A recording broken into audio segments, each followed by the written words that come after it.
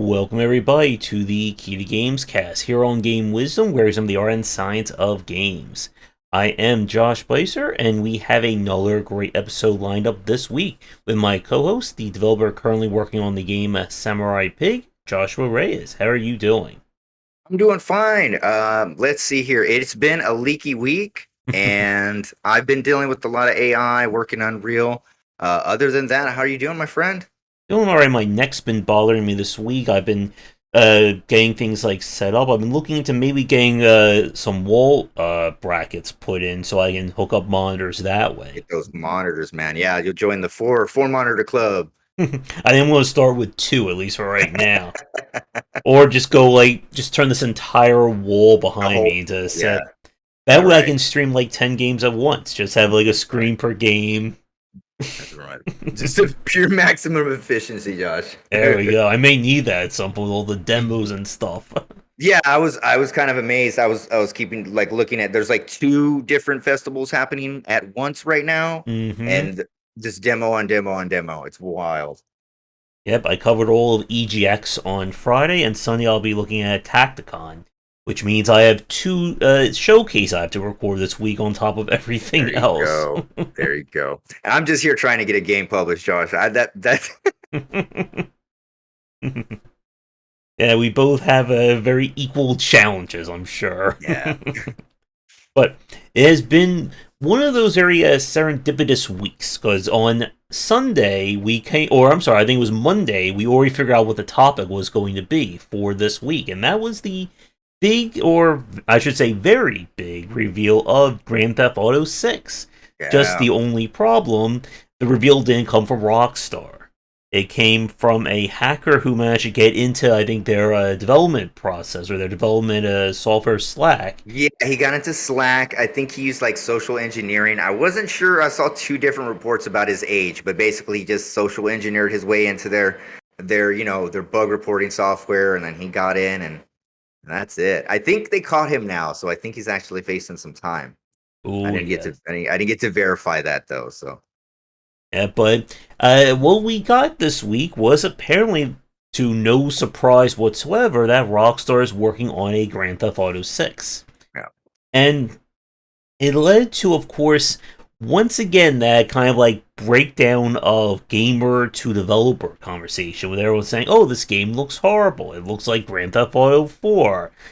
Why is this game that is in pre alpha, not looking like a AAA Yeah. 4K game? Yeah, like there was a lot of so that's definitely something we're going to need to get into is there's a major discrepancy when so they're seeing this footage and have no idea how far along it is, where it is in the development process, but also the things about games is that they're very iterative, right? So like one of the big distinctions that we will be talking about is like when you're, displaying your game, the difference between consumers and consumers and what we're just gamers and stuff like that. Like hmm you have to differentiate on investors, right? And stuff like that. You have to differentiate when you're sending it, but basically they were taking it as that's what it looks like. It's been in development for 8 years. Why does it look like a Unity build? And I was seeing some of the wildest takes. And, basically, from what I garnered from it, because I watched quite a bit of it actually. And it was just basically some AI. They were testing same AI using just not low end assets because that's what you're using. You're testing like functionality, you're testing hmm code. You do graphic passes toward the end and stuff like that. You don't usually start with your key assets or your key art. And also GTA, they don't have to start with like key art. Like they can start just debugging it however they want to. They literally don't have to show anything and it would still sell billions. So they're in a Yep. different spot. And there was the person on Twitter who became the main character officially when he said that, oh, game graphics are the first thing you develop. It's the very Yes. first thing that gets done. Josh, there's the finish graphic button on Right, Unreal, right. right? You click. You have to make sure to. I think I've covered that in a few of my podcasts. You hmm have to finish graphics first. Make sure you do that, but even before the menu, just make sure the graphics are done. But yeah, so that like definitely exposes I more of a gap than I expected between like players and how far along the game is or how developments of a games works. Right. So I feel hmm like there's a big gulf and misunderstanding of how the process works, and most of the time. development is looking at like gray boxes and spreadsheets and very boring stuff until like the very end when you put on all the explosions and everything else. And it helps to add it on, but that's not like the main focus. When you're trying to show it, you usually have like maybe a smaller focus portion of it, but the whole game is not graphically built out, right? you know Mm-hmm.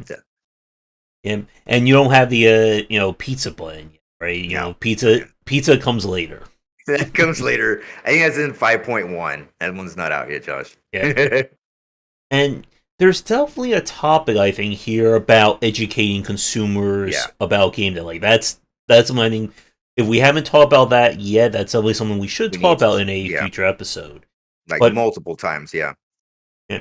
So the first point that I want to kind of discuss with you and with the chat, one of the things I think leading to this misconception is the idea of what a leak is.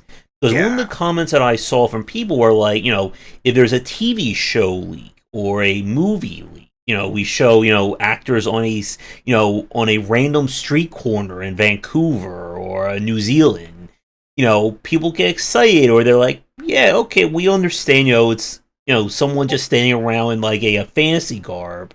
We're not expecting to see, flying dragons just casually moving around. But I think this idea of what a leak means to a video game is very different. Because, like you said, video games are an iterative process. Every game starts out with just very basic geometric shapes. It's not meant to. You don't go from stick figure to a 3D cube to yeah. 4K HD graphics in the span of, 5 days. It doesn't work Yeah. like that. And No. okay. No. Go ahead, Josh. Go ahead. I was going to say, and especially when it comes to game design itself, Yeah, we've man. we've talked before about how your core gameplay loop it should be relatively stable or figured out early in development. But showing that off to people is a different story. Again, if you get excited and if your friends and family get excited by stick figures or shapes doing your gameplay, that's great. But showing a screenshot of four squares fighting four circles, that doesn't do anything for people. And it's that kind of, again, like that misunderstanding of what does it mean to look at a game early. Yeah, definitely. Like, so, and I'm a big proponent of like showing your game off early as possible, right? Like we can't sit in a cave and we can't, okay, well, it's done. But actually, let me go back to that one part that you were saying about the iterative process about like it doesn't start Mm-hmm. stick figure, a stick figure cube. It doesn't happen like that fast. Like you can have Mm-hmm. you start off and you're messing with like a block. And the block is the movement, or a capsule is the character, and that's the character for maybe like I don't know 60% of the game. Then you finally get a character, and the character's maybe just a placeholder, not even who it is. And then Mm-hmm. maybe 65% of the way you get a character, then you get a real character artist. It's very iterative, right? So however a game looks during development is not indicative at all until you see the final product, because and even then a final product is usually a vision of lots of cut things, right? Like a dev is going to have to cut a lot of things due to time, money, just Mm-hmm. technical limitations, you name it. There's just so many reasons that things are cut. Um, but then again, swinging back to like when should you show your game, right? And I think on a more important distinction is like who are you showing it to, right? So like if I'm showing it to game devs or if I'm showing it to else, when I'm going to tweet it, I'm going to like preface it with like prototype or work in progress or something like that. When you want to do something more official, then you do like official trailer released, or here's you make it a little more official. And I think that players or consumers, right, will go along for the ride if they know here's the work in progress, and they're following. They're like, man, it was a cube, and now it's like freaking Kratos. That's amazing. And if they get to watch that, they definitely get invested. But they have to know that like this is the process, right? So a lot of education is also involved. But like, Mhm. so when you're showing it off early, I think it's definitely really important to like make it distinctive that this is work in progress and this is prototype. I myself, I'm like notorious for showing off like all kind of wild prototype stuff, but I always preface it with I'm prototyping something. This is a prototype. It's just a box. I don't know. It might be an octopus in the next tweet. I don't know yet. But I always, that's just something that's I'd like to preface with. Yep. Yeah. And I do think again, like as an industry, I I feel like there is that stigma of showing things too early or not showing anything at all. There are some studios who will just wait until like the game is like 2, 3 months out, and then they'll release like an actual trailer. Yeah. Yeah. Again, like Firaxis, I think is really known for this. If you remember, like XCOM, like they announced XCOM 2, it was like, okay, yeah, it's coming 6 months from now. Like they wait until all the way there. Some studios, again, like speaking with XCOM, I remember when we got like concept art for the first person shooter XCOM, when it was still like a year, 2 years out, and then people had their riot over it. Yeah. And with like major companies, I do think that they've kind of created that the mystique of Yeah. a game that a Yeah. game is nothing, and then the next day it's fully done. Here's our super fancy trailer. Here we go. It's all done. But go ahead. I think like and a lot okay, so first of all, like the bigger the studio is, the more room you got to like mess up and move Mm-hmm. around, and you have more wiggle room and you got more clout. So sometimes you can just put up a logo and you can garner some, right, like I mean GTA, literally all that, like GTA 6, they could just put up a logo, the next day it would sell billions, right? No one would even, like, it would just sell. Maybe like something like Firaxis or a smaller one, they'll have to do something different. But it's like I'm getting lost in my train of thought. Josh, go ahead. But yeah, The main like point, the main point is like you need a reason. Like when you're gonna show it, there should be a reason, right? So you're like trying to feel something out, like how you said that they released that art and they got flack for it. So maybe one of the reasons they were releasing it, they were like, okay, this is what we're putting forward, and they were gonna see what we're gonna get. But also older studios, like I was, they also follow like an older method, maybe like a 90s method of game development. And I think we still believe like games are made that way, and they're not. They're iterated in a different process than they were in the 90s. In the 90s, people would say, do you have your design document? Do you have this and that? And I wouldn't ask anybody, like, if we're making a game now, we're too quick and we got to be too agile, especially. You'll have a design document and stuff like that when you're doing things, but there's an older design process where they're like, here's the concept art. And also games were iterated and created like what, within a year, like a much shorter time. So it's like, here's our concept art, we're going to be done. So like some companies adhere to that older method and that older 90s style, and we really are marketing in like the 2020s, right? And so it's 2022. yeah, some year, I don't know.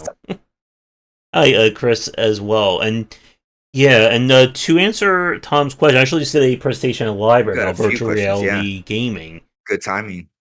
I think virtual reality has potential. Again, like the games that show it off, I think do a excuse me. I think the games that show it off well do a fantastic job, but it's still I think having that difficulty of kind of breaking through to the general consumer. And giving it to like someone who maybe just plays games casually, why should I spend 400 here, 600 here? A good chair can run you like at least $800 to $1,000, that kind of thing. Yeah, Oh we had yeah. a couple questions in there. Yeah, and like Tom says, like I was talking Mhm. about the '90s development. Like that was a really really old set in stone style of development, and now we've moved to different, Scrum, Agile. Like we have different Mhm. ways of managing development, much more thorough. Like like we went from making horse and buggies in very small ways to a more factory oriented way. Like and that's how we're getting in game dev. And there's various different ways, right? That's also what we're going to get into later, is about like leak mitigation and stuff like that. Also, those things are important. Mhm.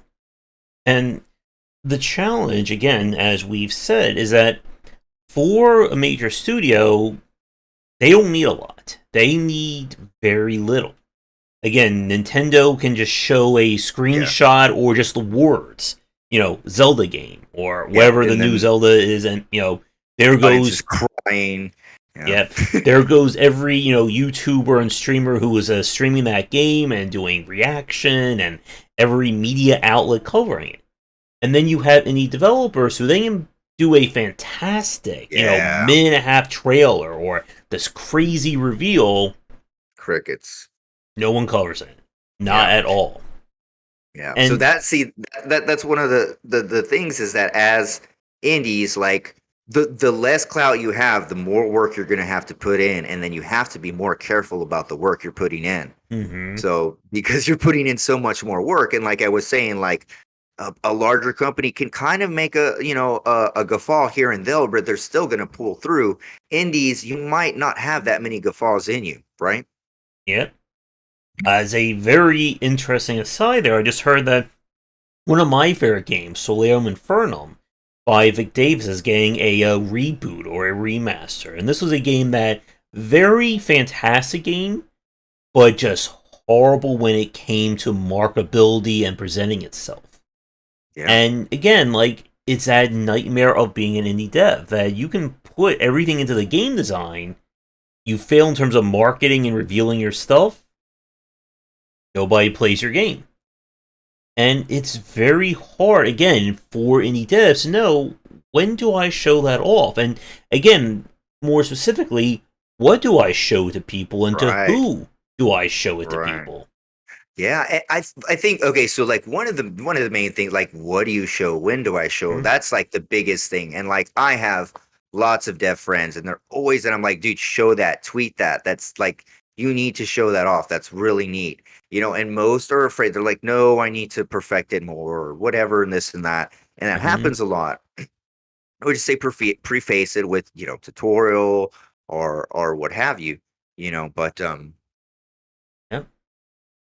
And is again very hard. I've heard that from a lot of developers as well. That I need to make my trailer yeah, perfect, or I had to make sure everything is popping before I show this off.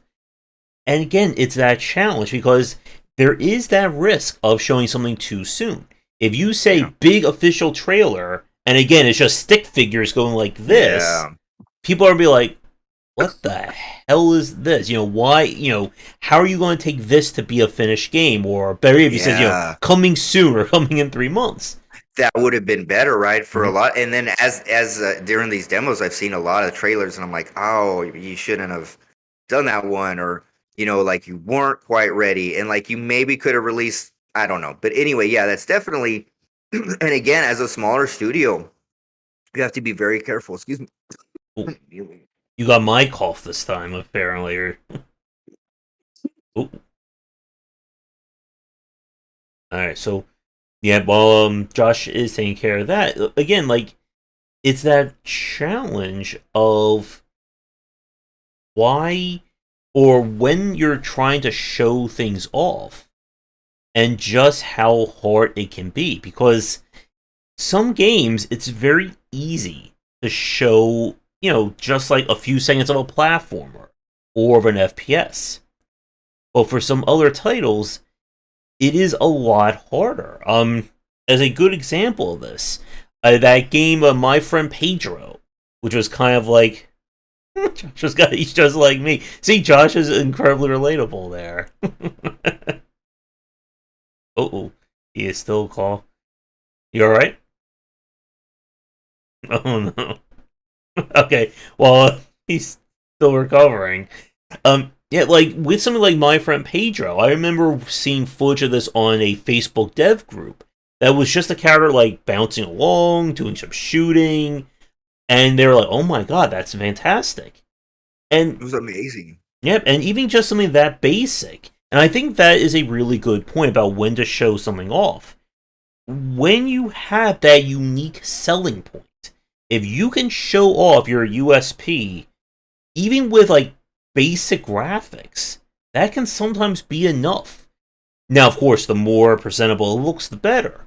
There's this game from the developer of Dark, which was a very atmospheric 2D like adventure game. and they reveal footage for their next game, which is you're running a hotel as a vampire. And in that, and like they show like about 10 seconds of footage of like them just like dynamically creating rooms and hallways, and it looked fantastic. Like there was literally no gameplay in like these 10 seconds, but just showing off the tech and what they have planned for it got a lot of people excited about it. Yeah, definitely. Like, hopefully I don't crack up here, but yeah, the USP. If you have a USP, then definitely that's a reason to show it. You know, I saw someone earlier in the chat, I believe Tom. They mentioned that as soon as you have a USP, that you want to wrap it up as the best as you can, or even in any way to show it off. That's unique, and the more unique selling points you have, the better it is for your product, right? And especially like you said, add some nice graphics on top. It'll be great. Definitely something. I've seen them go far. Just like you said, Pedro blew me away when that one came out, and it was very simple, but just the concept of it was enough to sell it. Yep. And I think to take this back to what we were saying a few minutes ago, like there is a difference between showing a trailer and showing still images. And that I think is another thing you have to be aware of. Again, like there is a lot that goes into trailers. That is another few topics. I've spoken to what was his name? Derek Liu? I forget his name, the one who does a lot about trailers. Yeah, Derek Liu. Yeah, Derek Liu. So that is its own art in of itself. And it's also why, again, as we've talked about, that when you're ready to, and again, like this will probably come up later in this discussion, that there's a difference between showing your content to, you know, friends, posting a teaser on Twitter or TikTok, and then saying, this is my big reveal. Like, it is time to start pre-ordering this game. It's time to get the media push going. And you, as a developer, you need to understand those differences. Yeah, you definitely like, you need to start when you're crafting your game. You need to start kind of like developing, like, even if it's like just kind of your first go around, like what your go to market plan is, right? Like, when am I going to really like go to market and say, okay, now start wish listing it. Okay, here's my official trailer. Or before that, when you're just showing your USPs or products, or, you know, just basic things, like here's some mechanics or prototyping some stuff. And of course, you can do that after you've announced your game. People still follow along. I've seen many games and they're like, they're already like Kickstarter and everything, but they show behind the scenes, like to the indie devs or to the community. Oh, here's how we did the UV texturing and stuff like that. Like helping bridging the gap between like showing it's still being worked on and what we're doing and stuff like that really helps. Yep. And I think to get to our first point a little bit more about the difference between showing these to a consumer and to a developer, specifically, I think we should kind of break this down to three groups. You have developer, kind of like the business side. You have friends and family, kind of like that first impression. And then you have the consumer, you know, advertising, marketing side. So if we're talking about like friends and family, you know, this can be very early. Like, your friends and family aren't going to complain, oh, your textures aren't properly, the lighting on these models don't work. You know, you failed, son. You would actually be surprised. I've showed the waifu some things, and she's put it, and I'm like, no, that's going to be fixed. It's like, I'm showing you this part, and she, like, sometimes, like, what you're showing something else is so glaring, like a pink missing texture, that they can't look past that. So, yeah, so maybe just make sure it's a little bit presentable depending who you're showing it to. But, yeah, definitely, like, your friends and family, you can definitely show, and I always recommend that, like, the mom test, right? You know, when you're doing it, like, what do they see? Are they seeing the same thing that you're trying to show? How does it read to them? Like, even when it's just basic stuff, like, does this make sense? Or not, like, always a good test. And then like when you're going, of course, like official trailers and stuff like that's way down the line. But like, I think after that, okay, well, we're going with it, and we're going to say, maybe you want to kind of test the waters and say prototyping this, and maybe kind of tweet it out, throw it on Reddit, see what happens. I have a few anecdotes about that coming up later. But yeah, and then just get it more official from there. And when you're trying to like take that next step and say, let's show it to, you know, developers, when you're showing to people who are in the industry, you know, this is where you can really just show more about the tech of your game. Hey, I'm working on, you know, new lighting, or water Mm-hmm. reflections. And, this is the kind of stuff that you can show to, like, a Reddit group, Facebook, even just to, like, private forums or Discords that you're on. Like, this is where you're trying to get professional feedback. Now, again, with that said, though, this is not where you should be soliciting marketing. If someone says, hey, this pond looks really amazing, that doesn't mean you should immediately rush to Twitter or create a water source reveal trailer that you're going to put onto your store page. Yeah, definitely. Yeah, you're going to want to do, like, of course, like while you're working on this, or like while you're working on, you're going to be wanting to study like the market and see where it's going and who you're going to be targeting to. Like, who are you making this game for, right? And then that's what you're going to want to be tailoring those really nice ones for. Yep. And this is, again, when you're getting that feedback from developers, this is where you can start to kind of, I think, prepare for that big reveal. Yeah. As we said, like with the My Friend Pedro example, that if everyone in a Facebook group is going, oh my god, this is fantastic, and it's just like 10 seconds of a character jumping around and shooting, that in of itself can be a marketing, or it can be a selling point. I know someone was doing like a footage of or like two things I saw recently on Twitter that I liked. Someone was doing like a game about like a squirrel with a gun, and you had like that kind of like viral capability of that. And then I saw someone else like, I made a corridor shooter, which is literally them like shooting corridors like out of a gun. And again, like this kind of stuff, like if you don't have a game, like if you just have interesting concepts, you can show that off on Twitter. Like, here's the important thing about SEO, or search engine optimization. It really will only apply once you're tying this stuff directly to a title or directly to a game. Like, if you say, like with Josh example, if you say, Samurai Pig, major footage, and it is just stick figures and stuff like that, Google is going to pick that up because you named it, Samurai Pig. Like, that's how the SEO is going to work. If you just say, interesting combat system, or, crazy fighting, and you show very rudimentary figures and stuff like that, that works for the user. It's not going to be really picked up by Google's SEO. And again, like, SEO is a nightmare for sure. Oh, you are muted. Always just kind of like, just kind of search your game while you're working on it and see what pops up at the top, just so you know what's going on. Like, it's always a quick thing to do, real easy, and just make sure, like, maybe your top, where maybe your top, your trailer shows up at the top or something like that. It's a good check. Mm-hmm. And being able to, again, show this stuff off at different levels kind of is, I think, where, like, one of the major points of where, like, game dev, or where people, or as we're talking about the importance of getting away from leaks, that it is okay to show rough stuff. It all depends on how you present it. Yeah. And like we said, with friends and family, with developers, they're their own thing. When it comes to the consumer, when it is time to make that review, or again, even just show something off on Twitter or TikTok or wherever you're posting social media, this is where it should be at some level presentable. Like, if you're using 100% placeholder art, this is not where you want to show consumers.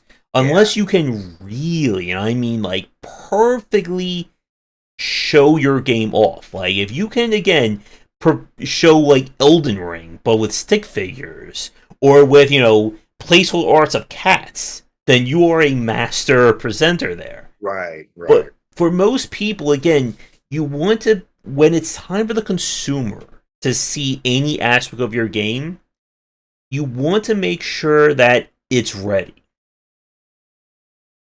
Yeah. You definitely, like, you need to have some, like, good art, like, even if it's not like your finalized art. Most people know, I mean, I don't know, try and get your best art you can, your best foot forward, whenever you're going to the consumer. Whatever you have, do the best that you can. And I mean, that's all I can say about that. But you definitely want to have something that's not where you're showing prototype things. You're showing very like things are working, and this is what it looks like, and this is what we're aiming for. So definitely, like, want to show some of the most like your best foot forward, the most professional stuff you can at that level there. Let's see, was Tom's every level your character's really drunk? Hmm. Well, you're. I'm pretty sure there is a game like that with the carrying the objects. And there's Yeah, video games about it being a YouTube or a TikToker, I think, these yeah. days, too.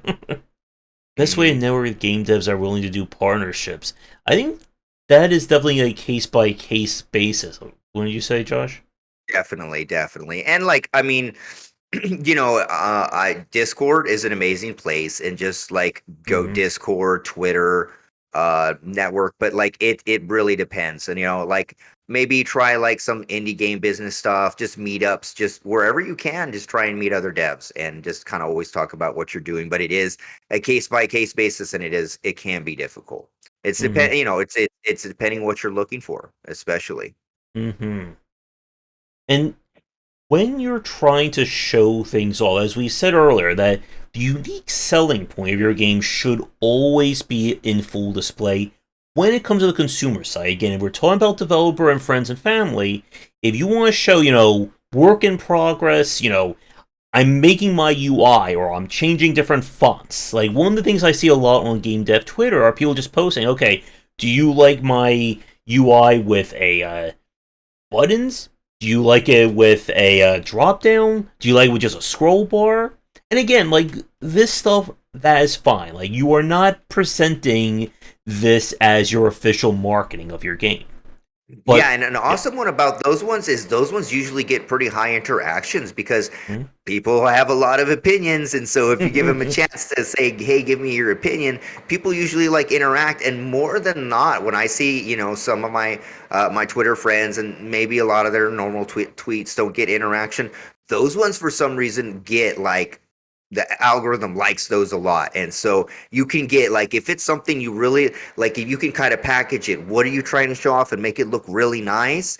And some people have gotten a lot of good interactions from those. So just something to keep in mind that you can get those in front of some other eyes while it's going to stay in the bubble of like yeah. the indie dev. You never know who might see it. So always just good to know. Yep. I mean, I know with New Blood, like they've done, they picked up several games or even helped indie developers just because someone said, "Here's this really crazy physics thing." There was this game like 2-3 weeks ago during Realms Deep that someone posed. It was kind of like a BMX or a skateboarder meets Doom Eternal, where you're like doing tricks, but you're also shooting enemies at the same time. Nice. And again, like it's just like 10 seconds of footage, but it gets that unique selling point. It is, Tony Hawk's pro shooter. I mean, again, if you can distill your game down into like a 5 to 10 second clip Yeah. perfectly. Oh yeah, exactly, Chris. Yeah, BMX meets Splatterhouse. Like again, Nice. if you can get that out of 10 seconds of a rough trailer or concept footage or whatever, that is marketing gold right there. Yes, definitely. Like a ton of stuff, just like the scroll one you mentioned that went viral just a little bit, a little really good solid piece. You know what I mean? It's probably not even going to be that dude's final squirrel or any of the final assets at Mm-hmm. all. Like, but the basic stuff is there. And then that was enough to like he blew up. It blew up from that. So yeah, definitely. Yep. And I think in a weird way, horror has a unusual advantage in this respect. I know Puppet Combo, they'll just show like random art of, just some one of their crazy killers. Or, you can show some really weird or disturbing characters and say, hey, this is the new character in my horror game. What do you think?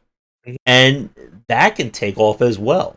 Oh, definitely. Those ones are big. Definitely, people love sharing those ones. Yeah, I mean, especially anything that asks for like interaction, and that's one of the things, right? Like the main thing for marketing, you want a call to action or engagement, and that's kind of a call to action or a way to engagement. The call to action is, hey, I want you to tell me which one you think is best, and you're like, I'm gonna tell you which one is best, and so you can get that interaction super easy, Yeah. super easy. And to Chris's comment about the pick one and your favorite games, like those things are starting to bother me because they're just so damn annoying. Or my favorite is like the retro games. Like I've never heard of this weird game called Super Mario World. Is it any good? Yeah, I need to yeah. start trolling Lost, people on Twitter right now. I'm just going to lost post levels. something like, what is Binding of Isaac, or what is Dark Souls? It sounds so horrible. I've never played a game like that. I think if I see one more Twitter post and it's like wrong answers only, I'm like, oh my God, this. Mm-hmm. Let's see. I mean, we've had some crazy ideas to Tom's about the beer club, right? We've come up with some very interesting and weird concepts that sound like fantastic games, like our build a car out of a gardening and the fishing games and so on that Yes. we've come up with. So who knows? There may be an idea by the end of the stream about that. I think it's boiling. It's brewing up. We're making it right now. There you go. And again, when you're able to show that unique concept, I think this is again where indie developers and their flexibility really have that advantage. That you can show very basic graphics, but if the idea is unique and original, that can come off to people. Whereas for a lot of AAA games that tend to be more, again, more a streamlined, or they're more set in their ways, yes, it's a platformer. We've played a platform. It's a open world RPG. Like they have to get in with the glitz and the glamour. So we see these massive trailers with professional actors and orchestral music that they probably spent a whole lot of money to get. And again, like as I've said before, and I've said this many times, trailers that don't show gameplay don't do anything for me anymore. Yay, Yeah. you have fancy graphics and professional voice actors. It, again, if I don't see anything, it doesn't excite me. Remaking like very old, like 20-year-old songs with piano. Like I can't, I can't. What did they do? They did the Smashing Pumpkins remake song for the Call of Duty Maybe. Innocent. Yeah, I think so. And I was just like, I don't know. It's just like this typical like triple A trailer style where they Hmm. take like some famous old song and then they do it with piano and they don't show any gameplay and it's just yeah. That trailer for that new game, like being like, was like an open world where you're sent to a fantasy world and you're like fighting, and all the dialogue sound like very like mass The Square market. Enix one? Yeah, I think so. Get the name, Josh. That one's good. Should play it. Play the trailer. I still say my favorite like Kickstarter trailer as a complete aside was that one for that game that like show like it was like two women arguing about a video game in an electronics store. Was the actual Kickstarter trailer? I wonder if I have that Nice. saved somewhere. It was like that was my all time like favorite. I'm just like, how does this sell your game? I like it was that one about the space and dogs or whatever, and he was just like, buy my game. You need please buy my game. And that was the trailer. He was just saying it's a game about dogs in space. It's amazing. Just please buy my game. I need you to buy it. And I think that was a trailer, and I was like, wow, this is a really good trailer. Like you can think out of the box sometimes, for Yeah. sure. How much does a mobile game cost to make? Again, costs. There is no fixed costs No, for no any of fixed this. costs. No, no, none. Mm-mm. Let me check the list here. So while I'm doing that, anything else regarding like, I guess the difference between who you Yeah. show your game to? Okay, so even I got two fun little anecdotes here. So Mm-hmm. I'm going to start with one of my really good friends, one of my programmers, and he was sharing some of his work, and he was just sharing it in Reddit, and he was showing off something else, right? Like I think he was showing off a writing mechanic or just something else about it. But what people happened to notice and pick up in the scene was where the windmill was placed in relation to the farm. So all of the comments ended up being how the windmill would never be placed there and that was not realistic. And everything about what he was trying to say was lost, and instead it derailed into, well, I'm prototyping it. I just placed it there so it looks nice. No, no, that's not where they go. They would wake up the ducks. They wouldn't be able to sleep. And so it's really amazing. So one of the things to keep in mind is what you're, even just like I guess gamers, consumers, I'm not sure, like Redditors, what they're gonna see. They're gonna see some of the wildest things that you would never imagine. Another one I posted, and this was I think I did put prototyping boss AI mechanic, and so this was for Samurai Pigs is one of the bosses, and he picks up Piggy and he slams him. So and on the boss there's a chain, and I forgot to activate the physics for the chain, so the chain was stiff and it didn't move, and so they didn't see anything else. They didn't see the awesome slam and the pickup and the mechanic. They were like, that chain doesn't move. It broke my immersion. This is the worst thing I've ever seen. Like, so it's really just always be careful, even when you'll never be like, it's kind of amazing what they will see that you don't see. So that's, I don't know where to go with that or where to take that, but yeah, definitely. Yep. Again, you'll never know what people will resonate with or what they will hyper focus on when it comes to your game. And again, this is why it's very important to understand from chain. Again, like what you're actually presenting to people, because even if you tell them, okay, I only want you to look at this part of the screen, they're going to see everything else over there, and they you're like, don't look over here. They're going to look over there, right? Like, again, you tell someone not to do something, they're going to do it. They're going to do it. That is the nature of everything here. Please don't buy it. But I don't think it works for please don't buy my game. They're going to be like, oh, okay, sure. I'll buy it. Can I work for my book? Can I just say no one buy my book? And yeah, you want to be able to, again, how you show this stuff off is a huge aspect of not only the marketing, but again, of how you're going to do play testing and feedback. And it's also why, when you're, as a somewhat of a tangent here, when you're doing play testing like this, when you're releasing new builds, you want to make sure that those builds are actually different. You don't want to be releasing like 10 different builds, saying, okay, build number 1, the trees are green. Build number 2, now the trees are red. Yeah, build number 3, the sky is green. Build number 4, like, you want to make sure that people are going to, that there's enough that's there so that people can focus on what you want them to playtest. If on your very first version of playtesting, people are complaining, again, chain physics are off, or the windmill's in the wrong place, make sure you get that fixed before your second, third, fourth different version, because if they're harping on that, they're not looking at anything else in your playtests. Yeah, and also just a side note, everything you said, agreed 100%, and just a little add to that, like, they're not going to want to play it again if there's nothing changed. Like, if they run through it and, like, you're like, oh, you changed the palette of the trees? What? And, like, they're not, and then it's like, but the third update's coming, like, just wait. And, like, they're not going to play it again. So that's one of the things, like, when you do art, when you builds, make them very incremental, change, big chunks of change, please. Mm-hmm. And to Tom's comment, yeah, game and personality is very important. Again, if you can show what makes your game different.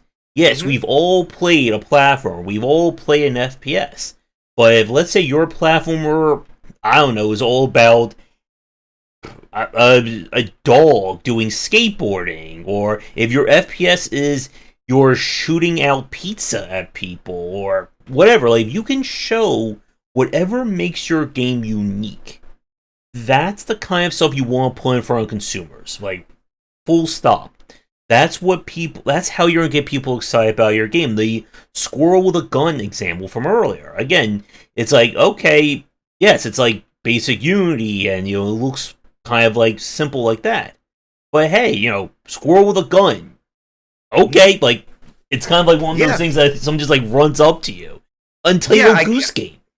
I guarantee you, if I would go like I go right now and I go make the trade, I just get the assets. I get a puppy. I put him in the truck and we drive. And he's a food delivery pup, and it's a food delivery management. When he gets off, he has to skateboard to the correct part, and that's it. He gets off the truck, places the order, does that 10 seconds, boom. That would be amazing. It's a dog delivering on a skateboard, whatever products, you can figure it out later. It wouldn't even matter. It could just be a regular box, but just something like that would work really well. Get the unique selling point, bundle it, and that works amazingly well. Okay. But again, it's that delivery dog. Yep. Delivery dog. There we go. So that's our idea, Josh. There we go. We have another idea. Okay. And again, it doesn't. There's some. What was that? Hot dog skateboard unlockable. Yeah. Okay. Micro transactions. Yeah. For some genres, it doesn't take a lot to get that unique selling point across to people. And again, this is another challenge of marketing. How do we show the whiz-bang excitement of a grand strategy 4X game that takes like 100 turns to get your people growing? And again, how you market your game to a 4X fan is very different from how you market your game to someone who's playing a Devil May Cry game, or Delivery Dog, or whatever we want. And yeah, there was a 4X game that popped up in one of the demos, and I was showing my wife, and I was like, I want to see what she thinks about it. She was looking at it, and she's just like, how am I going to play it? And that was from watching the trailer, right? You're watching the trailer, and she had no idea. I don't understand how this is going to work, right? So, like, especially there's so much work for a 4X if you're trying to reach out of the audience, right? You know what I mean? Like right now as we're recording this, as I said, Tacticon is going on, like the first actual tactical grand strategy festival on Steam. And I mean, it's working. Again, I think it was Tom talking about like game partnerships, like collaborations in terms of festivals and demos is another very popular avenue we're seeing developers go. Horror. Again, like with stuff like the Dread X games. That there is this, when the community can come together, they can signal boost each other really well. So if I'm making a game about, if I'm making a horror game about aliens, and you're making a horror game about monkeys, maybe my audience likes monkeys, and maybe your audience likes aliens too. And if we can prop each other up like this... Yes. That works a lot better. I'm not sure if there's a phrasing or a saying, but like one voice isn't as powerful as 20 or 40 voices screaming about their games. All boats float. What was it? Something about everyone raises a sinking boat, or everyone floats in a sinking boat. That's right. Yeah. And to Tom's question, a beer game, again, like that is something you'll have to look at the stores, because stores will have different rules as to what they show. Yes. Again, especially if you want to do something that is like console certification, is something that I've heard from every developer is a horrific nightmare that is just terrible to do. Yeah. It's bad. They give 200. All right, we'll take a look at that after the show.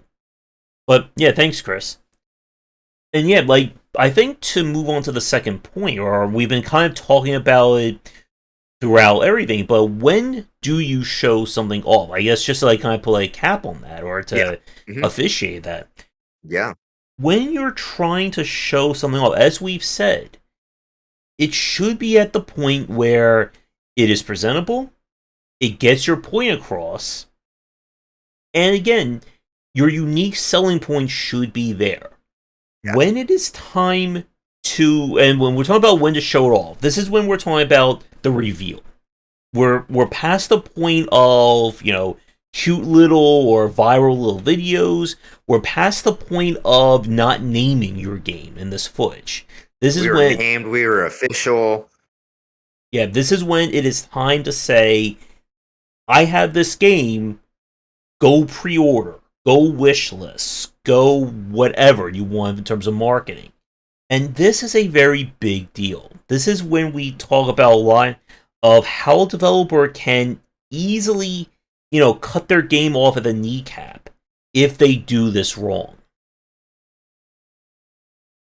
Yeah, like this is like the main, like one of the main things. Like again, um, we're in NG Horror Night mode NG plus 33, so Mm-hmm. everyone's time is very limited, right? And so like I'm gonna click on your trailer, and if I don't vibe with it, like in a few seconds, I'm stopping and moving on. Like so, like sadly, even as an indie dev with like the most empathy, more empathy than most, I would suppose, on how the whole maybe less actually because I know how the process works. So I'm like, you should have done that. Sorry, guy, and then you move on. But yeah, like this is the most important time. You need to have your USP. Your art needs to be on point. And like you like what is it? Like capture me, like who is this game made for? All that stuff needs to be ready. You have like all of that has to be on point. And like Mm-hmm. it literally will sink the game if it's bad because like we we do live in like a long tail time now where you can like kind of bomb out the gate and like keep working on it. You know, we've seen it Mm-hmm. like we've seen horror stories before happen, but it doesn't really happen with smaller studios because you need money to survive the hits, right? Yep. So like I was saying earlier, if you're a big studio, you can kind of, oh, my bad, I made a mistake or whatever. When you're an indie studio, there's like no room for mistakes. And when you make them, you need to learn from them, right? And so when you're marketing, when you're revealing, that's the best you got. So it has to be your art, like everything has to be on point. That's pretty much it. Just as a side note, like if you're ever like just this basic, and I want to go back before the official reveal. If you're ever like showing off a prototype, if you're ever showing off anything, like please try and change something. Like don't use default mannequins, don't use like just change a little bit something because as devs we know what all the default stuff is, right? So like if you're trying to show something off to any, I don't know who you're trying to pawn it off on, but I think that even most like consumers know what the default Unity mannequin looks like or the default Unreal mannequin looks like. Please change those, right? And I would also add, don't use the stock UI elements Yeah, off of like Unity or Unreal. yeah, Like I've yeah, seen this from a lot of demos where it's the same standard like Unity. Oh, you can change the XY axis, rotation on your controller. Okay, like that's not there for a consumer. And again, even just having custom made assets for the start button, for yes, menuing, and for the dude. love of all that is good, do not have like a generic score counter in a game that there's no reason for a score. Yeah. Oh my gosh. This Oh my is gosh. Please don't. Yes. and I'll also throw something else. If your game doesn't, if you're not going to use like a text to voice like as like a style or a stylistic point, I would argue not to use like a basic text to voice in like your very first version of your game. I've seen some developers who have done that, and it doesn't come off, I think, as relatable or as like down. It Yeah. just again, it comes off looking like like it's something that we've said before. It's better not to have any voice acting as opposed to terrible or Yeah. bad. Amateur. Yeah, amateur. Thank you, Chris. Hmm. Yeah, like voice acting. I can't remember who I think Vince I was having this Hmm. debate with about voice acting is like you can't cut corners. Like voice acting has to be top notch. Do not, and like we don't really have a lot, like as an indie dev there's a lot of budget required to that. First of Yep. all, imagine the volumes of text that you need to like sync up and have arranged. How are you going to get all that data? How are you going to get all that audio? Who's going to be working on the audio? Who's going to record all that audio? That's a lot of stuff. And then all the changes every time you need to change something because I don't know, something changes in a game all the time. And you're like, hey, voice actor, can you re record this? You have to have the money, right? So again, Yep. go ahead. I was going to say, like, I'm pretty sure Dave Gilbert right now is having some chest pains, hearing Sorry, for Dave. some reason. Sorry, And Dave. yet, there's a lot that goes. And again, it's why voice acting is, for some games, like very much a luxury feature. Yeah. Because it can do a lot to sell your game. Wayne June, like right there with Darkest Dungeon, like his voice in that trailer made the whole thing work. And like that is like the apex of voice acting. Like when it's so great that you cannot imagine another person voicing that character or this game not having voice Having that, acting, yeah. that's when you've done it.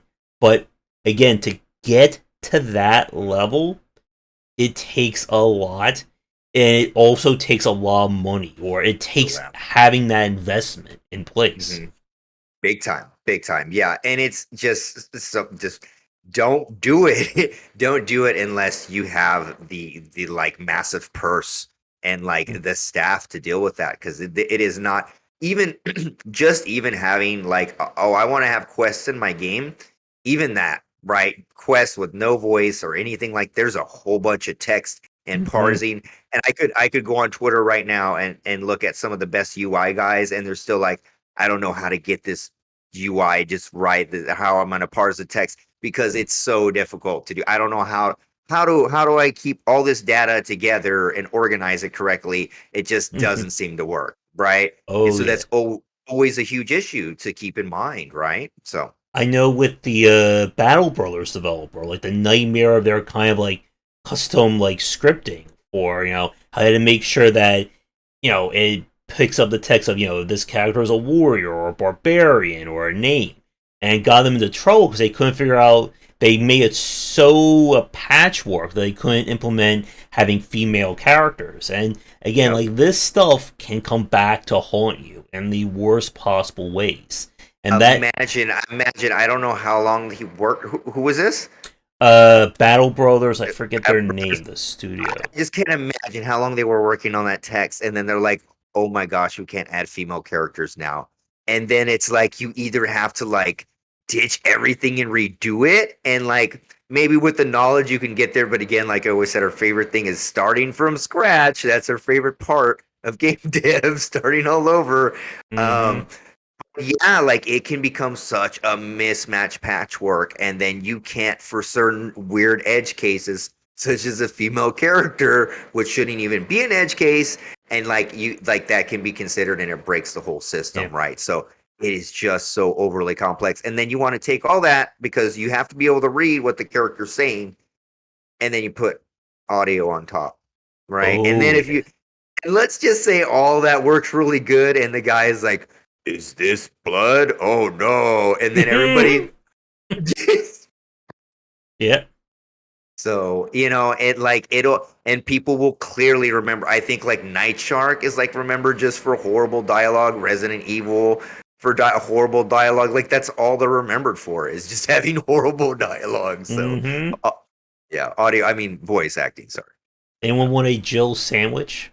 Yeah, Jill Sandwich. Yeah.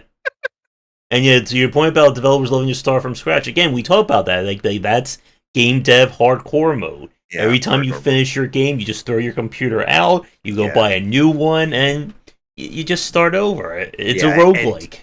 yeah, roguelike, do a different genre that you've never played before. Mm-hmm. And yeah, again, like all this stuff in terms of presentation, it really does matter. And like we've said, when it's time to officially show your game off, you need to be ready. And in terms of like, here's like my basic checklist, and I'm sure Josh, you can add a few more on top of this. You need to have a trailer. You have a store page. You should have either a website or a press kit ready.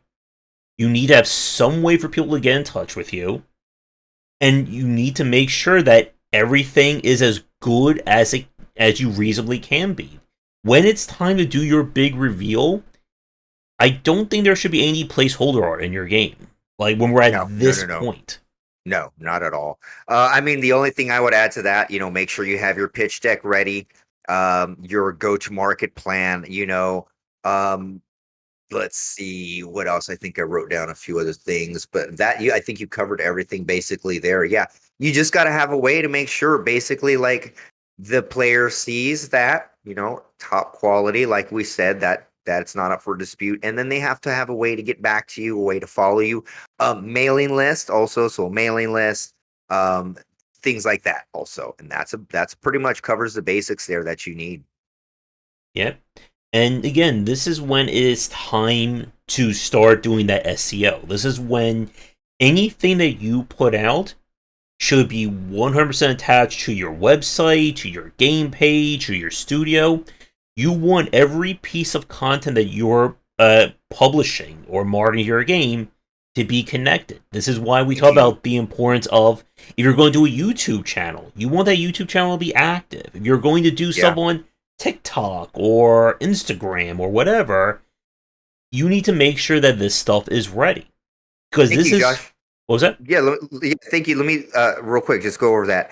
Everything like your YouTube, your Twitter, all that stuff needs to go to the same place. Like keep the same image, right? The same profile image, keep that the same, because I can tell you like if I go from a Twitter and then I go to someone's, I don't know, LinkedIn, and your face is different, I'm like, wait, is this the same person? But if you have the same consistent marketing, everything leads everywhere, right? My LinkedIn leads to my itch page, it leads to my Steam page, everything leads everywhere.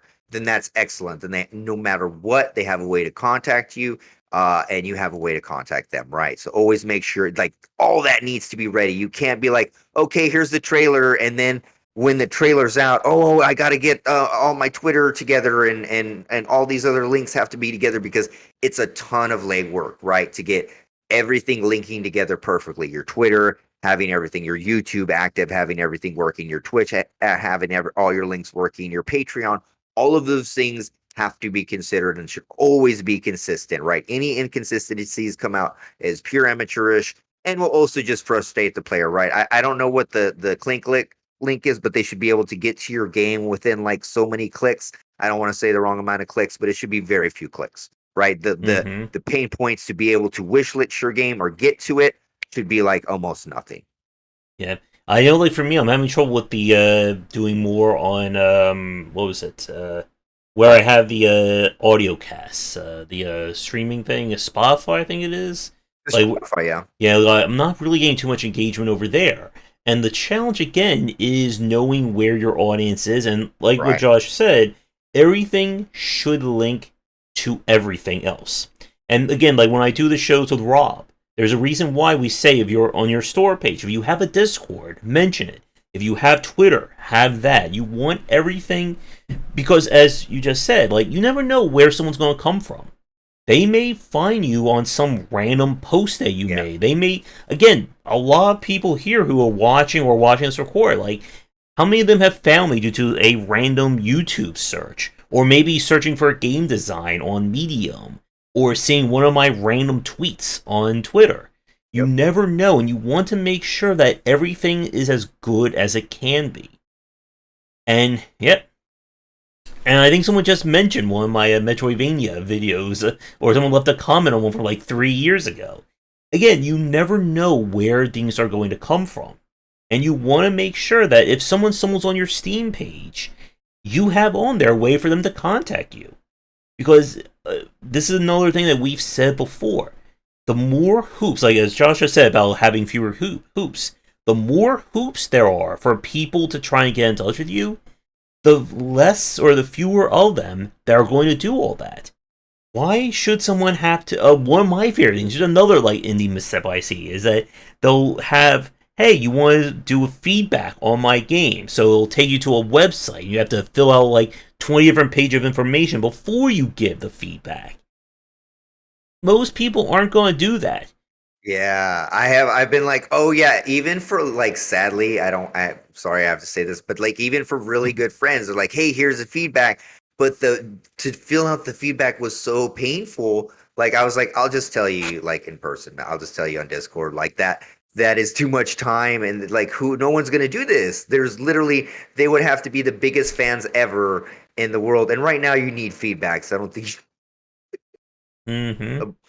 so yeah, I mean, yeah, definitely like and again, like I think we've talked about this before, is that there's play testing and feedback. It's all different levels. Like it all depends. Like an unpaid person is going to give you different than a paid one, right? Or internal, external, all kind of different, and so Yep. you're gonna get different from those. So it's Oh yeah, great. But and yeah, as a good example for me, like with my YouTube, like I used to put like these like massive descriptions. Like there used to be, like, for those of you who look at some of my older videos, there's like a ginormous wall of text of this is where you can find me on PayPal. This is where you can do this, where you can do that. And over the last few months, I've just cut that all down and say, okay, here's Patreon, here's Discord. You want to click on this? Good. It's like maybe like 8 lines long, as yeah, opposed to like 400 word or 4 to 5,000 words of like a short story in all the videos. Because again, people want things as immediate and as convenient as possible. It's yeah, again why we definitely. say like on your trailer that you should put on there where your game's actually going to be sold. Because if someone's watching, if someone just sees this as like a random footage Ah, it would be bad. on someone sees it on TikTok as amazing game coming in 2023. Where do you buy Nowhere. it? Where is it? Yeah, I think literally before I even start the trailer, I have the logos for Steam and Itch. Like Mhm. before I even start making the trailer. Yeah, always make sure a call to action so they know. Yeah, real good point that Chris Wall is making on your game. I've mentioned this before. Have a Discord link. Have your social media like if you are doing a demo or anything like that. Have like feedback in the game so you can. There's a feedback button there you can do, or go to the Discord if you want to leave feedback there. But like, have a really easy way from the game itself to be able to leave feedback. That's really awesome. And if a game ever have that, I always leave feedback in the game. Or will join the Discord if they have a Discord. You know what I mean? Like, it's so Mhm. easy. It's right there. So definitely recommend that pro tip. Thanks, Chris, reminding me about Mhm. that. Yep. Let me see. Is there anything else regarding when to show your game, or how early is too early before we move on to the next point? No, I think that's it on that one. We covered it, Josh. Okay. Let's see. I was talking to Josh about whether or not we want to mention how the press gets in on this. Do you think we should cover that here, or? Um, What else did we have? Was there anything else? I wanted to talk a little bit about maybe like preventing leaks. Mhm. Yeah, let's talk about the press a little bit. What do you got? I think one of the other, like, this goes back to kind of the first point about the misconception of leaks and footage. That I think the press or like journalists, YouTubers, influencers should do a better job Yeah, of being able to talk about these games. And again, this is I think where we get to that issue of like the lack of education from consumers is that a lot of influencers will just post footage saying, "Oh yeah, this is the official game," or this is how the game is going to look, or this is terrible, and can you believe again, like the windmills aren't right, 1 out of yeah. 10. Yeah, I see a ton of YouTubers and they post like they grab video from like the tweet, and I swear I know who this develop like I know the developers, I know the game or the tweet, and it's like prototype footage of the game, and they put it on there like, look at the state of the game this is in right Mm-hmm. now, and they're like, oh, here I'm just testing the grass shader, right? Like nothing's going on. They're just testing something, and they're like, this is the state of the game, right? And so like, yeah, definitely. Like it's really clickbaity, real sensationalizing. Mm-hmm. Instead of like educating, hey man, like there's so much. I think there's so much education that needs to be done about like how games are made, right? Like I think Mm-hmm. uh, I guess for a moment there, I was starting to believe that like most consumers understood that putting together a game, getting it done, is very close to like alchemy, magic, miracles, any of those things, magnets, whatever. It's all the same, okay? And so, like, getting it done, getting a game just out the door is amazing, and it's a feat, right? And it's something, it's an accomplishment, right? And getting a good game out the door is a miracle, right? Like so like the I think this just needs to be so more like big YouTubers that have so much influence should be like, hey, by the way, most of the time games are being made like in a gray box, or they're just, they're testing the AI in a very boring room, because the graphics is done literally almost last. There's like passes, lighting passes, graphic passes, audio passes. They're they're all done at different times, and it's iteration, iteration, iteration, right? So you do various passes, passes, and like the graphics are not a part of the gameplay, right? Like it is a Mm-hmm. part of the eye candy and the stuff like that. But the game technically will play the same without the graphics, right? So like most of the time it's like being tested, not very like high fidelity because we're testing things, AI functions, making sure it doesn't crash on certain things. And then like you start doing the graphics later. It depends. Every studio is different, right? They might have the level design team working on the levels at the same time. Then you throw a placeholder character in there and you're testing, you're making sure that all the environment is just, it depends on the studio, right? But like there definitely just to be needs to be more education on how it starts. Like most of the time it's a gray box. And like if something is leaked or whatever, this is not the final product, right? And 100% like the studio probably wouldn't have showed it in that state because that's what we've been talking about this whole time is you don't show just like a basic looking Unity build with like stock things because that's not how GTA wants to show it. So taking that as like this is canon when it's an alpha build, who knows? They could that build could be like months, years back, who even knows, right? And so like yeah, but taking that as canon is there's just some education needed there, Josh. Mm-hmm. Yep. I know somebody got in trouble for accidentally revealing they were a leaker of NDAs and embargoes on Yeah, another yeah. account. Yeah, definitely. I mean, and that's the thing. So like you need to be like very careful. So like once okay, so we've reached the precipice of now we're official. Okay, we're official now. So like once you're official, you should have NDAs, right? And you should be like you should also have precautions and leak precautions and like so this like was like I guess an IT security breach. I'd have to like look over it more, but it was like a social engineering.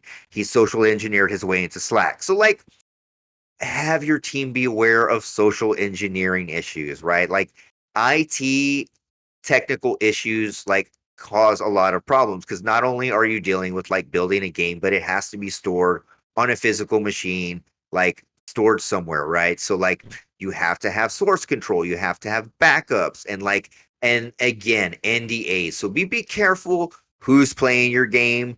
Make sure that they have signed the NDAs. Make sure it's right. Talk to a lawyer. Make sure all those things are set in place, right? And don't just start willy-nilly people are emailing you and start handing out builds. You need to hand out builds to the proper people. Just having randos play your build could be way more detrimental than I mean, like again, that could be a YouTuber that's just like, oh, look at this. This has been in production for 8 years, and they find like your first prototype build with blocks, and they're like, no, this is where it is 2 years Mm-hmm. later. So yeah, the press could be totally detrimental in that respect. So like definitely be aware. Like if when uh who's playing your game and also your IT security. So like, be very secure. Like when if you're working on a dispersed team, like from various, you're working with someone in the UK or you're working with someone in Mexico or Alaska or whatever, and they're all like VPNing, make sure you have securities and various processes and stuff like that. That stuff's like super important and like can totally wreck a game. Like there's so many ways for a game to go down, and like having data loss or data leakage is definitely one of those ways, right? So Mm-hmm. Yeah, I mean, I could certainly rant and rave about, how much people know about game design, game information yeah, out there, but, that would be another hour, I think, easily onto yeah. this. Like I feel like that's like one of the main things I wanted to start doing this was I feel like I want also to discuss design, but also for customers, consumers, gamers, like whatever, to understand the how games are made, right? Because like Again, we've talked about this before. You can get things like harassments and just death threats. Like, who knows? They could be getting death threats because right now, because of like, oh my gosh, they're either death threatening the level designer because that leaked build looks so bad. Like, who knows, right? And so all these things we got to be careful with and aware. So I think that like just education of how games are made is just a real important other factor that we need to do while we're also studying the design. Mm-hmm. And to Chris's comment about if you show too little, again, like that's also why, depending upon where you show your game, you need to have different trailers and different footage set up.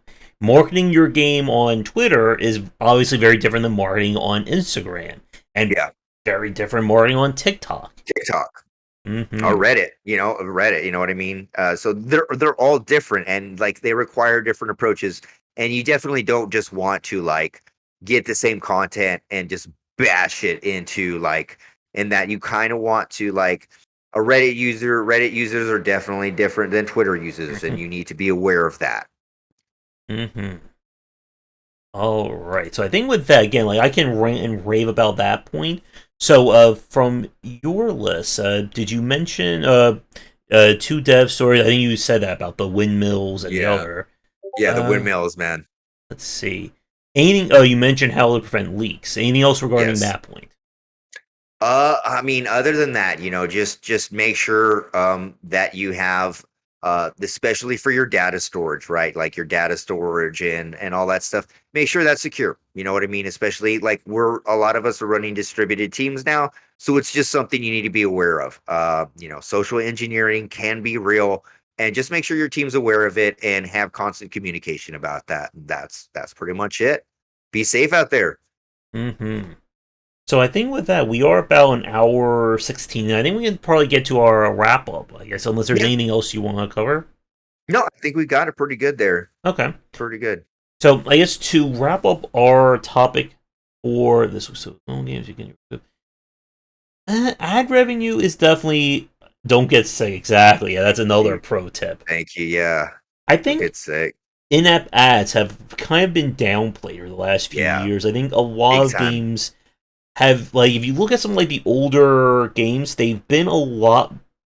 They're a lot more, I guess, infamous for their pain points, in-game ads, stuff like that.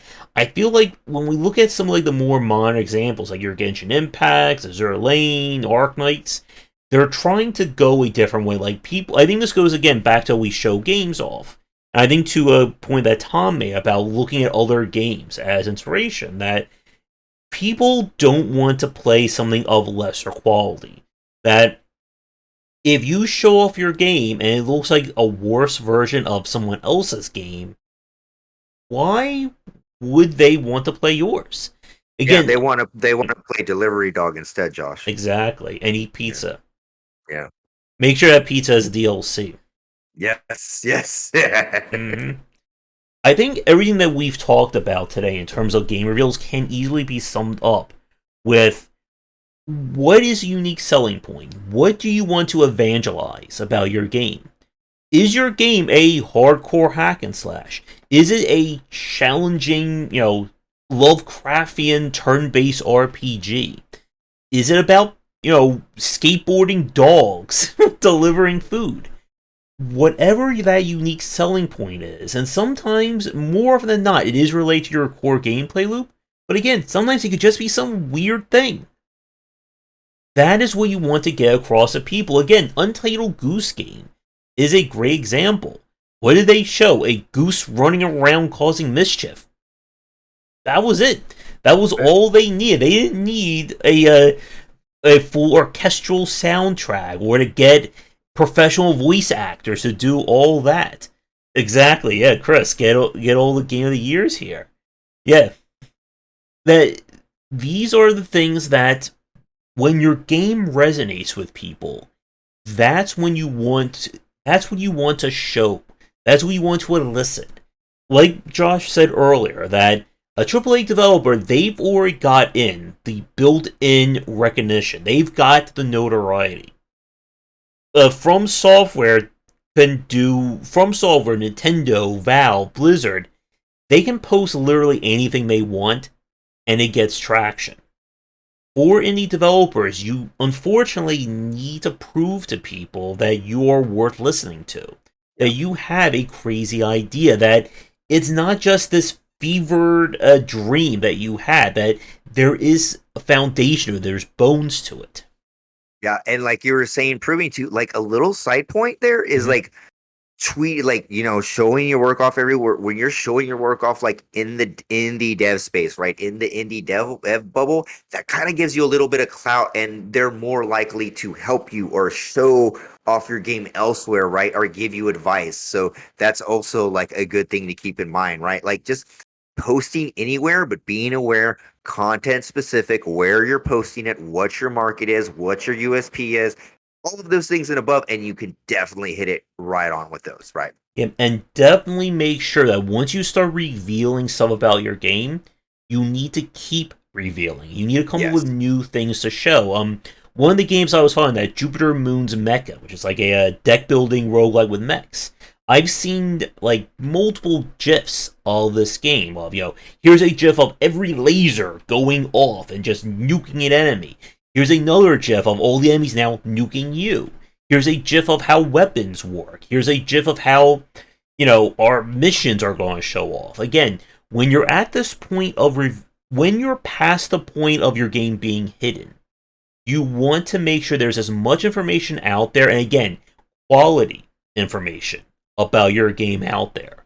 Because this is how you start building traction. This is how you start building that funnel of people going, hey, I saw, this weird footage of a spider spinning around in web, or here's another gif of a spider dancing, or here's one shooting laser eyes. And those 3 different gifs can resonate with 3 very different people. And this is how you start to push people into looking up your game and learning about it. And again, this is why your store page is very important, because if your store page is credible, people will wishlist this. And again, wishlists don't automatically mean your game is going to 100% succeed. But all of this is about mitigating that risks. Mitigating the risk. Again, if you can get 500,000 eyes and engagement on a squirrel with a gun, or skateboarding dog, and you don't even have a name for your game yet, or even a store page, that should give you an idea that, hey, I may have something. And I've said this before, and I know we've talked about this, that when we talk about games that succeed, it is that constant iteration, it is that snowball effect, that you do one thing right, that leads to the next thing being right, and the next. And it's why for a lot of games, like Darkest Dungeon, Celeste, Disco Elysium, and so on, it doesn't look like they've done a lot. Again, from the outside, we're not talking about, again, like for people like us, we know they did a hell of a lot of work. But to the consumer, again, this goes back to that issue of the misconception that a lot of consumers just see, hey, they just put out a 5-second trailer, and now they made $1.2 million. I know. It's just that simple for game So dev. simple. Yeah, and exactly, Chris. If I know a lot of indie devs who use Patreon as both a way of funding and a way of showing off their work in progress and their early concepts. And if you can get that, just hit the multiplayer button, boom, you have multiplayer. And very soon they'll be just create instant trailer for your game as well. Instant trailer. And like I said, that when we see these developers who do everything right, it doesn't seem like they did all that much from the outside. But it takes a lot of work to be comfortable. And there's one last point I want to mention very briefly, and then I'm going to stop because I'll just keep ranting and raving. Once you've made it, and this can happen to indie developers as well, you can do less and get a greater return on your investment. This is why for a lot of the first and second generation developers on Steam, they succeeded really well because there was no other market. But like we've said, if they were to try the same thing today, 9 times out of 10, they would have failed. Rami Ishmael from Vlambeer, that again, he said this on my interview with him, that the reason why games like Nuclear Throne and what's the name of it? The flying game. Playing. Oh yeah, Blueschleiters or Something like that. Yeah, like they worked because there weren't any games like that eight, I 9 years know. ago. Lufrosser. Thank you, Chris. Yeah, thank you. And this is why, as an indie developer, that we talk or we hammer home this point about making your first official project the best that you can be. Because you want to build that track record. You want people to love your first game, so they love your second game, so they start talking about your third game. When you make mistakes, when you don't market your game right, when you don't reveal it right, you are making it harder for people to find you and hear about you. And this will come back to haunt you.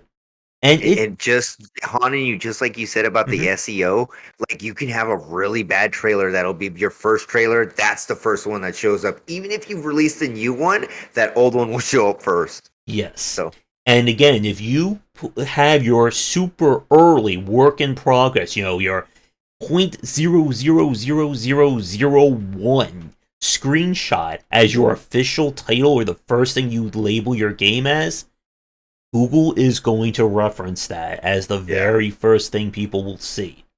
yeah, And that will haunt you. Believe me. Like we've said, when it is time to do the big reveal, you need to be ready. And once you've done that, essentially that's when your official marketing begins for your game. And if you're not ready for that, you can squander that goodwill. And we've seen that from developers who they'll have this crazy footage of your game, and then we hear nothing from them from like 4 or 5 years. yeah. To be forgotten, right? Yeah. Like, that's like you have to keep like that's what it that like your marketing like. You need to know, okay, once you go official, like how are you going to dribble out that information? Like once you go an official, you should have like a really solid idea of like everything you're going to do, right? So you're going to be like, okay, well, I can show this much about the weapons. We have this much armor, so I'll show this, like you were talking about the other game. But eventually, like there's only so much you can show, right? So you have to be aware, like you can't leave a giant gulf between when you did this awesome trailer that everyone loves and then there's nothing, because then they're like, oh wait, is he not working on the game anymore? And they'll forget about it. So to be forgotten, you don't want that to happen. And again, the worst words you can hear from an indie developer from your consumer is this game dead? That is just like the knives Yeah, stabbing you all over. yeah, And yeah. it takes, again, like talking about like building your brand and that long term, like that could definitely be either a topic here or for the roundtables, but it can take a long time. Some developers can do that in their first game. Some could Yeah. take 5, 6, 15. Again, like Daniel Mullins has gone from being a relatively unknown developer to the guy that made Pony Island to now he's known for the guy making Inscription, which won multiple Game of the Year awards of last year. It takes a long time, Takes a unfortunately. long time. Yeah, and it's one of those craft like it's just multidisciplinary crafts, right? Like it requires so much. You have to be proficient in so many things, and if you're not proficient, you must surround yourself with people who are. And even then, you're not guaranteed success. But continued like smart planning and continued like working at it, you should and hopefully should be able to reach a modicum of success if you do it right. Hmm. And to Tom's comment, I don't really have too many thoughts on Fiverr for developers. Yeah, I would try and avoid those, Tom. I would probably try and like foster like more real relationships with devs, because like game development isn't something that you can like you can, and it depends on what it is, like, but even then like maybe art or like something like that, but it's very like I definitely recommend fostering like meeting people and then making relationships with them, because like I know you're not just maybe I know you're probably planning to make more than one game, so like you want to maybe network more than going to Fiverr, right? And like Mhm. start developing more organic relationships that'll pay off way more and getting yourself known than going to Fiverr, right? Yeah. Just As we've said before, the industry is a band of brothers and sisters. yes, When you yes, do it right, everyone will try and lift everyone up. If you do it wrong, they will blacklist you. And Yes, we have yes, seen many examples of that over the yes, last definitely. 7 years or so. Yes. Yeah, just our almost yesterday too. Like, yeah, so definitely like, but it's like everyone knows everyone in this industry and band of brothers, and we help each other out. We're not we're not Hmm. competition. And like I said, like we were talking about earlier, more collaborations and things like that are super important. Like we'll do delivery dog inside of car farmer, part farmer, you know what I mean? Like doing those kind of things are really cool. Movies, musicians do it all the time. There's no reason like indie devs shouldn't do it. It's amazing. Like if you could have like two different IPs or two different devs and stuff like that. But I think collaboration and stuff like that instead of just like paying someone a Yep. couple bucks for something. And the use of festivals these days, I think, has been a Yeah. huge boon to indie Yeah. developers, especially indie developers. The fact that we can have this organized thing on Steam where 20, 30, 100 developers all show their games off. Yeah. And that is definitely something I think we need to talk about as a trend at some point in terms of Yes. festivals. Too But many festivals.